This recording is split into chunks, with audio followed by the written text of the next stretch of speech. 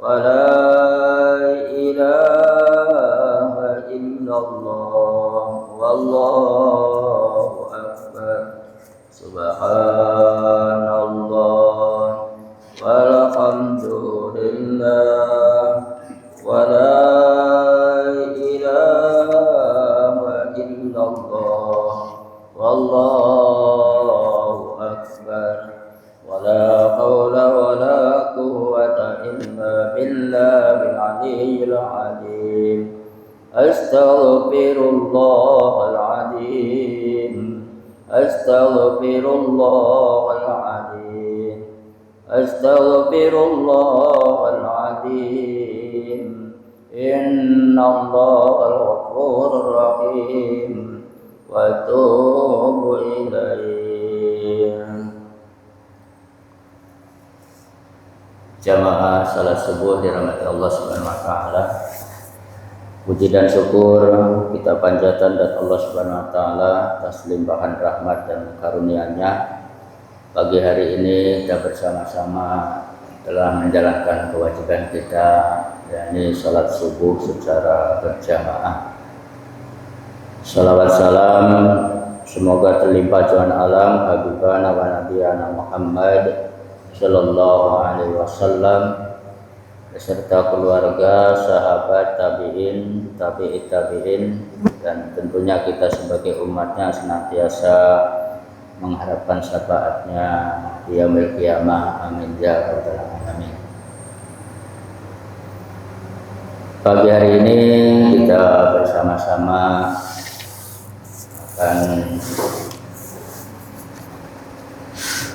memberikan yaitu kuliah subuh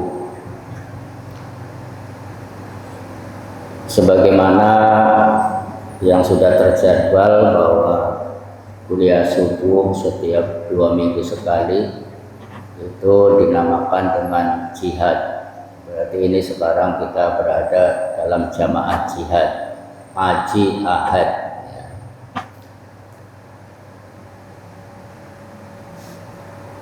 Pada kesempatan yang lalu saya sudah juga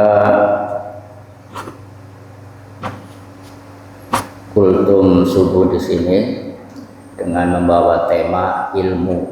Ya. Jadi kemuliaan manusia itu tetap dengan ilmu, karena sebagaimana Allah Subhanahu wa taala menurunkan wahyu yang pertama itu muatannya juga adalah ilmu yang disampaikan kepada Nabi Muhammad SAW. Dan juga ketika penciptaan Nabi Adam yang pertama diberikan oleh Allah itu adalah juga ilmu. Wa 'allama Adamal asma'a kullaha summa aradahum 'alal malaikah. Jadi pertama diciptakan Nabi Adam itu dibekali ilmu oleh Allah Subhanahu wa taala. Hanya malam ini, pagi hari ini kita akan menyampaikan tentang fadilah sholat berjamaah.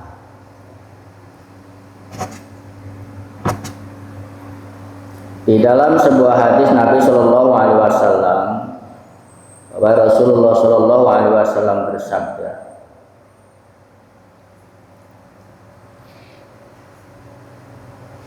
sholatur rajuli utawi sholate wong lanang, sholatnya orang laki-laki, ma'al jamaati, yaitu dengan berjamaah, itu khairun, lebih baik, min sholati arba'ina sanatan, dibandingkan dengan sholat 40 tahun fi baitihi, di dalam rumah, munfaridan, yaitu sholat sendirian. Perbedaannya begitu sangat jauh, Pak. Ya. Sholat berjamaah ya, dibandingkan dengan sholat sendirian itu arba'ina sanatan, 40 tahun fi baitihi, sholat di rumah, munfaridan, dengan sholat sendirian. Artinya Bapak kalau sholat berjamaah kemudian sholat di sendirian itu di rumah 40 tahun baru sama nilainya. Kan berarti jauh sekali Pak ya. Maka kita berusaha sebisa mungkin untuk bisa sholat berjamaah. Di dalam sebuah hadis yang lain Rasulullah Shallallahu Alaihi Wasallam ruwiya annal jama'ata, sesungguhnya sholat jamaah itu tadulu mungkuli ya, melebihi ala munfaridin dibanding dengan sholat sendirian bisab'i wa isrina, yaitu dengan 27 derajat. Dalam hadis yang lain Rasulullah SAW menyampaikan bahwa sholat berjamaah itu melebihi daripada sholat sendirian di rumah dengan 27 derajat. Kalau sholat di rumah itu mendapatkan pahala 1, kalau sholat berjamaah mendapatkan pahala 27. Ini kalau dihitung pahala. Tapi kalau dihitung tingkat kelebihannya tadi, kelebihan daripada sholat berjamaah dan sholat sendirian di rumah itu 40 tahun baru satu kali sholat jamaah imbang dengan 40 tahun. Bapak-bapak jamaah jihad yang dirahmati Allah Subhanahu wa Ta'ala, Allah Subhanahu wa Ta'ala tentu telah memberikan pilihan kepada kita semua. Apa itu? Adalah orang-orang yang beriman. Orang-orang yang beriman itu adalah orang-orang yang menjadi pilihan Allah Subhanahu wa Ta'ala.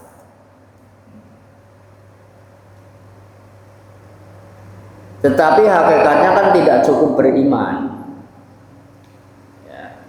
Bahwa orang yang akan mendapatkan keselamatan di akhirat itu ada 2. Di samping iman itu beramal. Beriman kalau tidak beramal ya sama saja kopong. Yakin, percaya adanya Allah Subhanahu wa Ta'ala, tapi tidak mau melaksanakan perintah Allah Subhanahu wa Ta'ala. Yakin, percaya setelah hidup ada kematian, setelah kematian ada hidup kembali, dan akan ada balasan semua perbuatan kita, tetapi tidak mempersiapkan diri untuk itu. Jadi iman dan amal soleh ini tidak bisa dipisahkan, ya, harus sejalan. Manusia diciptakan oleh Allah Subhanahu wa Ta'ala itu dalam bentuk yang sebaik-baiknya, sesempurna mungkin. Manusia diciptakan oleh Allah Subhanahu wa Ta'ala dengan bentuk yang sebaik-baiknya dan sesempurna mungkin. Kenapa? Kesempurnaan manusia itu disebabkan manusia diberikan akal oleh Allah Subhanahu wa Ta'ala. Kalau manusia tidak diberikan akal oleh Allah Subhanahu wa Ta'ala, bisa jadi sama dengan makhluk yang lain. Oleh karena manusia itu diciptakan dengan bentuk yang sebaik-baiknya dan sesempurna mungkin dengan akal yang diberikan oleh Allah Subhanahu wa Ta'ala, maka kita diperintahkan oleh Allah Subhanahu wa Ta'ala agar mempergunakan akalnya itu dengan sebaik-baiknya. Ya, mempergunakan akalnya dengan sebaik-baiknya. Lah cirinya bagaimana orang yang mempergunakan akalnya? Orang yang mempergunakan akalnya, kata Allah Subhanahu wa Ta'ala, itu adalah orang-orang yang senantiasa selalu mengingat kepada Allah Subhanahu wa Ta'ala. Baik dalam keadaan berdiri, dalam keadaan duduk, atau dalam keadaan berbaring, itu ingat kepada Allah Subhanahu wa Ta'ala. Alladzina yadhkurunallaha qiyaman wa qu'udan wa 'ala junubihim. Di dalam surat Al-Quran Allah Subhanahu Wa Taala sampaikan, Inna fi khalqis samawati wal ardi, bahwa di dalam kejadian langit dan bumi, wahtilafil laili wan nahari, pergantiannya antara siang dan malam, itulah ayatun, adalah tanda kekuasaan Allah Subhanahu Wa Taala yang luar biasa. Tidak ada satu makhluk pun, ya, apalagi menciptakan bumi, sangat tidak mungkin. Menciptakan langit, sangat tidak mungkin makhluk yang lain. Sebegitu lebar, tidak ada tiangnya, bisa tegak. Siapa kalau tidak Allah Subhanahu Wa Taala? Wahtilafil laili wan nahar, dan pergantiannya antara siang dan malam. Menggantikan siang dan malam itu kalau tidak sebuah kekuatan yang maha dahsyat, Allah Subhanahu Wa Taala tidak akan mungkin. Menciptakan bumi, menciptakan langit, mengganti antara siang dan malam, itulah ayatun, tanda kuasa Allah Subhanahu Wa Taala itu luar biasa. Ya.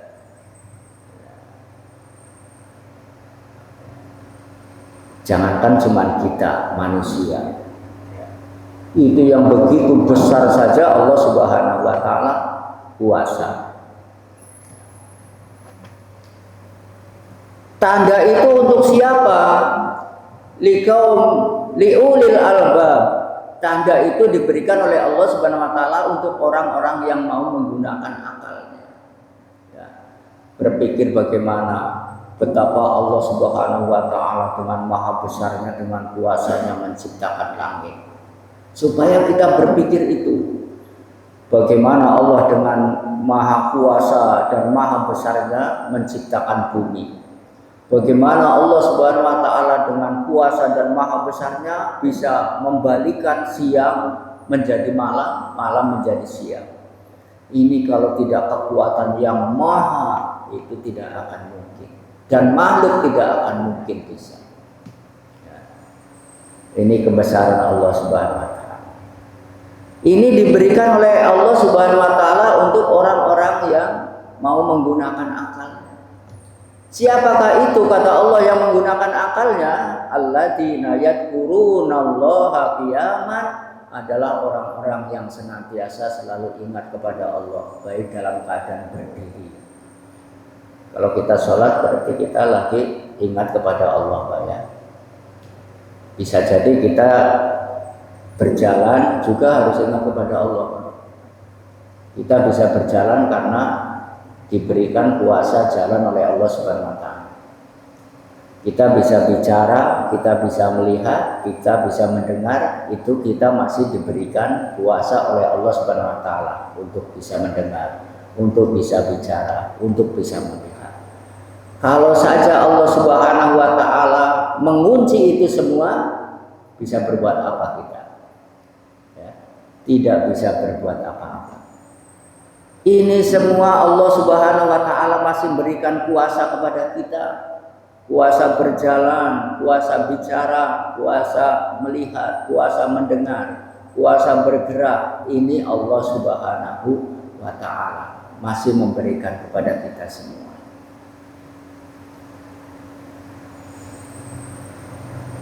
Ingat kepada Allah dalam keadaan berdiri, wa qu'udan, dan ingat kepada Allah dalam keadaan duduk.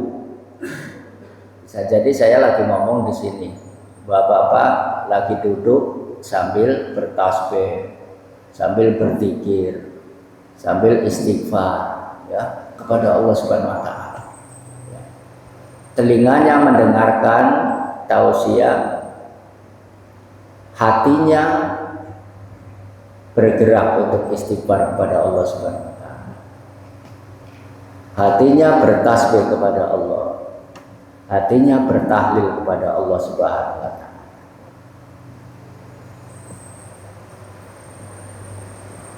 Kemudian wa ala junubihim, dalam keadaan berbaring pun kita ingat kepada Allah Subhanahu Wa Taala.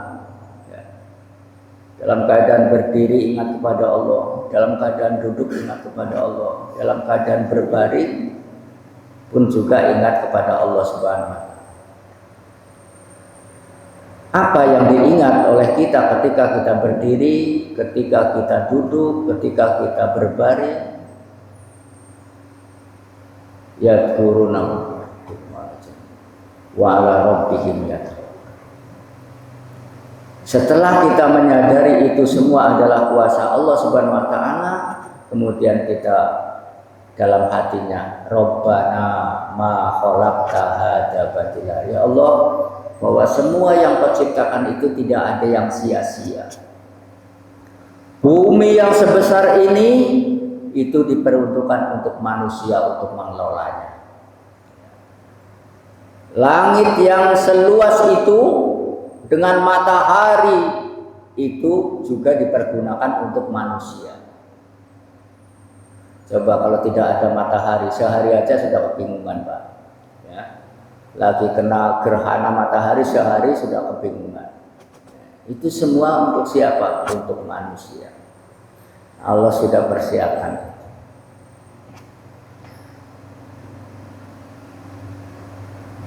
Sidang jamaah jihad yang dirahmati Allah Subhanahu wa taala.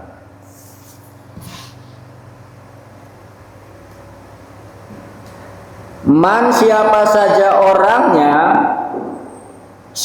yang sholat sholawatal khomsi dengan sholat berjamaah 5 waktu ma'al jamaati disertai dengan berjamaah falahu maka bagi orang itu khomsyata asya'a mendapatkan 5 keuntungan.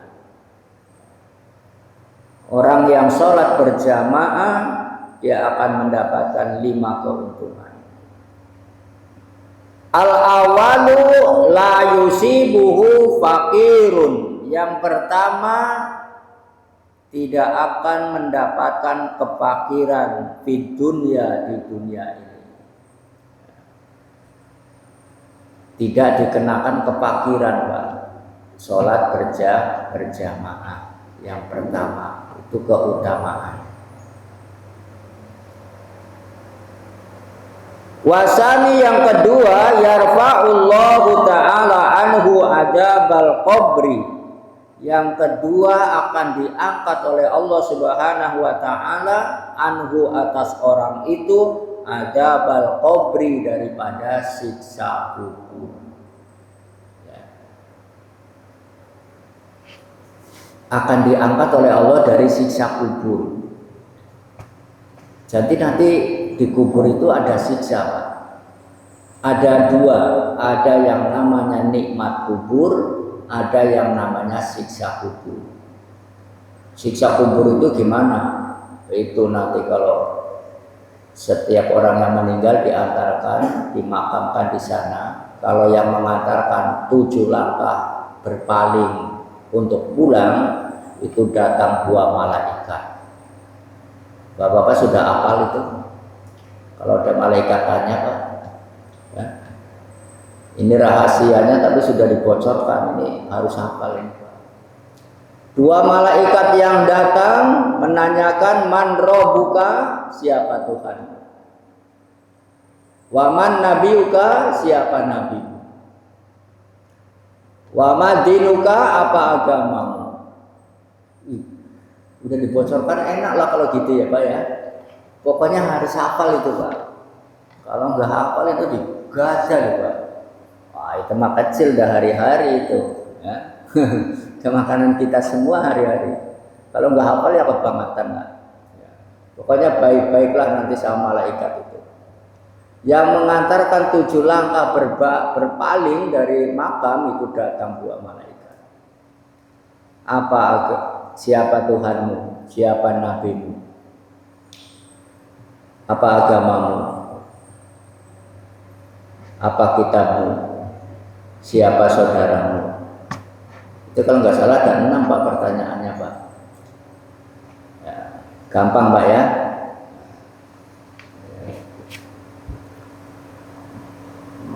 Nah, kalau selamat dari itu, ya, itu insya Allah selamat dari siksa kubur, Pak. Kubur itu tempat singgah saja, Pak. Ya. Sebagaimana di alam rahim ibu kita dulu ya singgah. Keluar ke alam dunia singgah juga, Pak. Kan nggak lama di dunia ini. Ya, singgah. Kemudian di alam kubur singgah juga sama. Kenapa di alam kubur singgah? Ya, karena disampaikan oleh Rasulullah SAW. Al-kubru awalu manjili mimanajilil akhirah. Kubur itu adalah tempat singgah sebelum sampai kepada alam akhirat. Ini kata Rasulullah. Jadi di alam kubur singgah, Pak. Jadi perjalanan dari alam kubur sampai kepada akhirat itu masih begitu lama. Ya. Nanti pungkasannya itu kalau udah hari kiamat. Jadi nunggu di alam kubur itu sampai hari kiamat. Masih panjang. Apa yang akan dialami nanti setelah di alam barzah kubur itu banyak, Pak, yang harus dilewati. Kan sering kita dengar ada yaumul mizan, ditimbang amal kita. Ada yaumul hisab, dihisab seluruh yang kita punya, ya. Perjalanan kita dihisab. Kemana saja kita dulu, apa saja yang kita perbuat, untuk apa umur kita diberikan oleh Allah, dari mana harta kita, itu yaumul hisab ada. Ada yaumul hisab, ada yaumul mizan, ada yaumul mahsyar, dikumpulkan di satu padang pasir. Masih banyak yang harus dilewati. Jadi kata Nabi SAW, siapa orangnya yang selamat di alam kubur, maka insya Allah akan selamat perjalanan yang berikutnya. Nanti sudah sampai kepada hari kiamat, apa yang dihisab pertama kali? Yang dihisab pertama kali awalu ma yuhasabu yaumal qiyamah, pertama yang akan dihisab di hari kiamat itu as-sholatu sholat. Yang dihisab pertama sholat, Pak. Faidah saluhat sallu kullu amalihi, ketika sholatnya baik maka seluruh amal yang lain itu dianggap baik. Faidah fasadat kullu amalihi, dan ketika sholatnya itu buruk maka yang lain itu mengikutinya. Ya. Jadi sholat, Pak, jangan ditinggal. Ya, itu termasuk pesan terakhir Nabi kita Muhammad SAW. Dikala Nabi sakaratul maut, yang diingatkan itu adalah umatnya. Bahkan disampaikan 3 kali, ummati as-sholah, ummati as-sholah, ummati as-sholah, dalam keadaan sakaratul maut. Ya. Kalau kita wasiatnya sama anak-anak itu gimana, Pak? Kalau bisa juga wasiatnya sholat, Pak. Jangan wasiatnya, nah nanti setelah aku tidak ada kamu makan apa? Itu kan urusannya Allah. Kita semua ini makhluknya Allah. Kita lahir ini nggak bawa apa-apa. Hari ini kita punya apa-apa. Nanti balik ya nggak bawa apa-apa juga. Kita lahir ke dunia nggak bawa apa-apa, Pak. Ternyata kita bisa. Karena Allah Subhanahu wa Ta'ala kuasakan kita. Nanti kita pulang nggak bawa apa-apa juga. Ya. Nanti nggak usah, kalau bisa ya jangan wasiat sama anaknya. Nanti kalau aku mati kamu makan apa? Nah, itu makhluknya Allah. Kullu dabatin fil ardi 'alallahi rizquha. Semua makhluk yang ada di dunia ini 'alallahi rizquha, Allah yang akan memberi rezeki. Kalau kita sih gampang, Pak. Megang cangkul, nyangkul, nanam singkong bisa jadi makanan. Nanam padi bisa jadi makanan. Bapak nggak pernah berpikir ayam nggak dibawain apa-apa, nggak bisa nyangkul, nggak bisa nanam, tapi makan juga, Pak. Ya, coba semut nggak bisa apa-apa, nggak bisa nyangkul, nggak bisa apa, tapi makan juga. Belum lagi semut itu jutaan lagi kalau lagi pas ketemu rombongan itu makan semua, Pak. Ya, makanya Allah sampaikan kullu dabatin fil ardi illa 'alallahi rizquha. Semua makhluk yang ada di bumi ini yang tidak terhitung banyaknya, ya, itu 'alallahi rizquha, Allah yang akan memberi rezeki. Jadi kalau bisa nanti wasiat amal ibadah sholat. Karena apa, ini pernah disampaikan oleh Luqmanul Hakim. Ya, Luqmanul Hakim pernah berwasiat kepada anak-anaknya, ya bunayya, ya, ma ta'budu min ba'di, wahai anakku, apa yang kau sembah setelah aku mati. Ya, karena bisa jadi dua pilihan, ya, bisa jadi dua pilihan, bisa jadi balelo, bisa jadi taat, kan gitu. Manusia itu memang ada dua, Pak. Ya, bisa jadi balelo, bisa jadi taat. Tetapi manusia itu oleh Allah Subhanahu wa taala dibekali dengan dua perkara, ya. Yang pertama itu lajut, yang kedua takwa. Lajut itu apa sih, Pak? Lajut itu ya itu balelo. Balelo apa lagi? Ya pokoknya ingkar lah cara itu. Jadi manusia itu dibekali oleh Allah dua, tinggal milih. Apa yang Allah sampaikan? Fa'alhamaha fujuraha wa taqwaha. Fujur itu ya itu, ya, balelo. Fujur itu. Yang pertama diilhami manusia itu yaitu fujur. Tetapi sejelek-jeleknya manusia, sejahat-jahatnya manusia, pasti di dalam hatinya itu ada takwa. Ya. Fa'alhamaha fujuraha wa taqwaha. Coba seganas-ganasnya preman ibaratnya, Pak, pasti di dalam hatinya ada nilai-nilai takwanya. Kira-kira kalau ada mbahnya preman, dia berani nggak ngomong sama anaknya, nah nanti kalau kamu sudah besar nerusin cita-cita bapak ya jadi preman ya, kayaknya jarang. Sekalipun preman, dia mengharapkan kalau anak-anaknya itu nanti lebih baik dari bapaknya, atau bisa jadi jangan sampai seperti bapak, kan kayak gitu. Ya sama aja kayak kita, Pak. Kita mungkin kalau orang-orang dulu kebanyakan ya rata-rata lulusan SD, SMP. Tapi sekarang kasihan, Pak, kalau anak-anak kita hanya lulus SD, SMP, Pak, ya. Nah, saya hanya bisa lulus SD, SMP. Kalau bisa kamu yang bisa lebih tinggi dari Bapak. Wah, kan gitu kan. Itulah cita-citanya manusia. Diilhami manusia itu dengan dua perkara. Fa'alhamaha fujuraha wa taqwaha. Sekalipun ada sikap fujur di dalam hati manusia, tapi ada nilai-nilai takwa di dalam setiap diri manusia. Kalau kita lihat kisah sih banyak. Kisah preman, bahkan mbahnya preman bisa jadi orang baik, itu banyak. Malah yang bagus begitu, Pak, kata Allah itu. Kata Allah. Jadi kalaupun lagi mudanya itu ya brutal apa, tapi sudah tuanya itu taat, itu senang. Allah itu senang yang model-model begitu.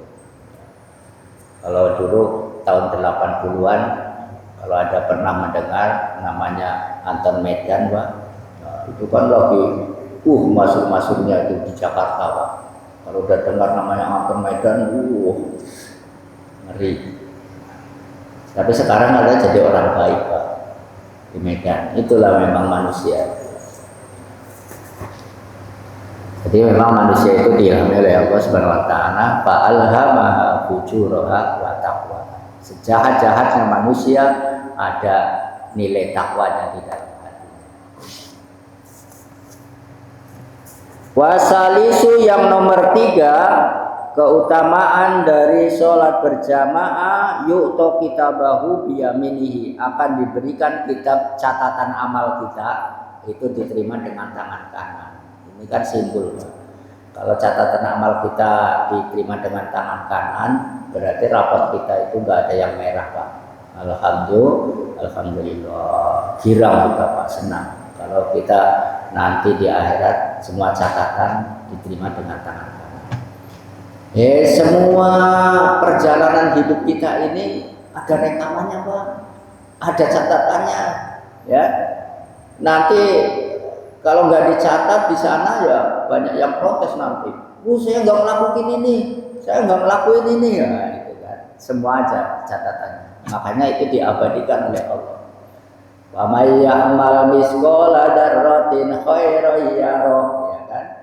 Siapa yang beramal kalaupun sebesar biji debu ya, yarahu akan melihatnya nanti. Wa may ya'mal misqala dzarratin syarran, siapa beramal jelek kalaupun sebiji debu, yarahu akan melihatnya. Masya Allah, nggak ada yang tercecer, semua itu ada catatannya dan kita akan diperlihatkan nanti seluruh catatan amal kita.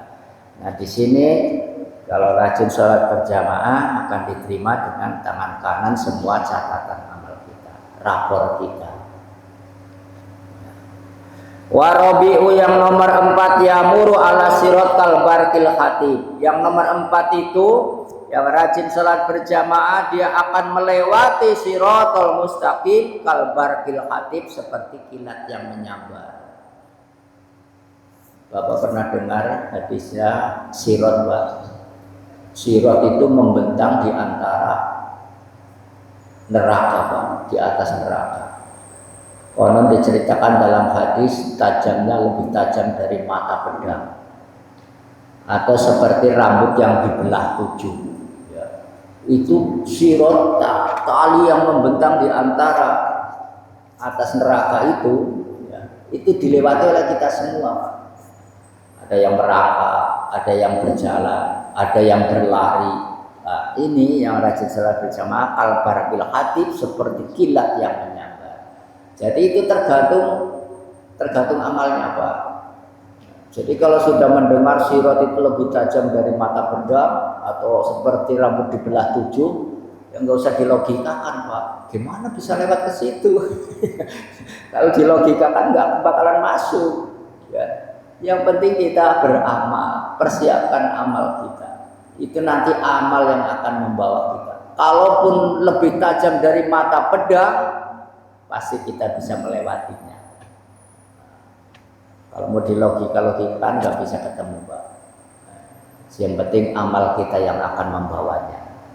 Ya nggak apa-apa lah, nanti kita sambil jalan pelan juga yang penting sampai, kan gitu. Ya nggak apa-apa, sambil merangkak pun kalau bisa, yang penting sampai, kan itu. Apalagi kalau sampai begini Pak, kalbarkil khatib seperti kilat yang menyambar.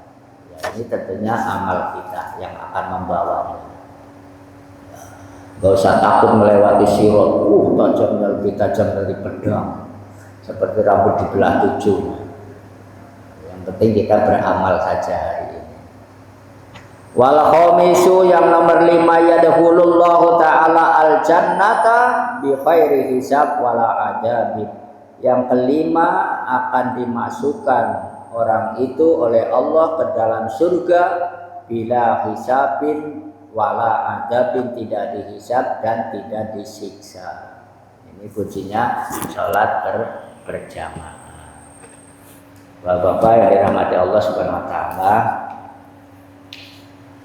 kalau kita terlahir dalam keadaan muslim, wajibnya seorang muslim itu dia menjalankan kewajiban kepada Allah itu ketika berumur 15 tahun bagi laki-laki. Kalau sudah balik, kalau laki-laki itu sudah bermimpi jima, itu kewajiban kita. Nah, kalau orang yang baru masuk Islam, ya, orang yang baru masuk Islam itu umpamanya masuk Islam sudah 25 tahun, 40 tahun. Itu kewajiban yang kesana-sananya tidak harus mengganti Pak. Tapi kalau kita sudah terlahir dalam keadaan muslim, ketika 15 tahun kita belum aktif beribadah sholat, nah kemudian kita aktifnya umur berapa? Umur 20 tahun. Ini yang ketinggalan itu kalau bisa mengganti, Pak. Ya, menggantinya itu dengan mengkodok. Ya, nah, mengkodok. Kalau kita sudah terlahir dalam keadaan muslim, berarti 15 tahun harus melaksanakan kewajiban. Kita aktif ibadahnya baru 20 tahun. Yang 5 tahun, ayo mau kemana? Aktif kita baru yang 20 tahun. Ya pokoknya rajin kita ibadahnya itu ditambah, Pak. Jangan yang wajibnya saja, yang sunnah-sunnahnya tambah dengan puasa sunnahnya kalau bisa, ya, dengan amal-amalan yang lain. Kalau bisa habis sholat maghrib yang wajibnya, nah, kalau sempat waktu mengkodoknya yang sudah ketinggalan. Bapak jamaah yang dirahmati Allah Subhanahu wa taala, itulah kiranya kuliah subuh pada malam hari ini, pagi hari ini, itu tentang keutamaan kita sholat berjamaah. Intinya bahwa sholat ini adalah satu kewajiban yang memang benar-benar tidak bisa atau tidak boleh ditinggalkan, ya. Bahkan digambarkan sekalipun kita sakit, ya sholat, dalam perjalanan sholat, dalam keadaan apapun kita tetap harus sholat, itu kewajibannya. Ya, ya, mudah-mudahan kita dimudahkan oleh Allah Subhanahu wa taala agar kita selalu bisa menjalankan sholat, ya. Mudah-mudahan sholat kita kelak akan menjadi saksi di hadapan Allah Subhanahu wa taala. Insya Allah, ya, kita semua kalau urusan surga neraka kita kan sudah punya kuncinya, Pak. Kunci surga, Pak. Ya, mudah-mudahan masuk surga semua karena kuncinya sudah ada di kita, Pak. Kalau yang lain nggak punya kuncinya, ya. Ada nggak kunci nerakanya? Nggak ada, Pak. Kalau kunci surga tetap ada. Apa itu? Miftahul jannah la ilaha illallah. Kuncinya surga itu la ilaha illallah. Nanti kalau didatangi malaikat langsung baca la ilaha illallah, wah, malaikatnya kabur, Pak. Ya, udah ini langsung aja. Ya gimana? Ya, karena itu di dunia juga begitu, Pak. Siapa yang meninggal di akhir hayatnya membaca la ilaha illallah pasti masuk surga. Ya, ya pokoknya entah kapan saja pasti masuk surga. Itu hadis Nabi Shallallahu Alaihi Wasallam. Siapa orangnya di akhir hayatnya membaca la ilaha illallah, dakhala jannah, dia masuk surga. Makanya sering talqin kalau kita mendampingi baik siapa saja, saudara kita, orang tua kita, ya dituntun dengan kalimat itu, la ilaha illallah. Kalau tidak mampu la ilaha illallah, dengan Allah, Allah, Allah. Kalau mampu yang lebih panjang, la ilaha illallah Muhammadur Rasulullah. Kuncinya surga.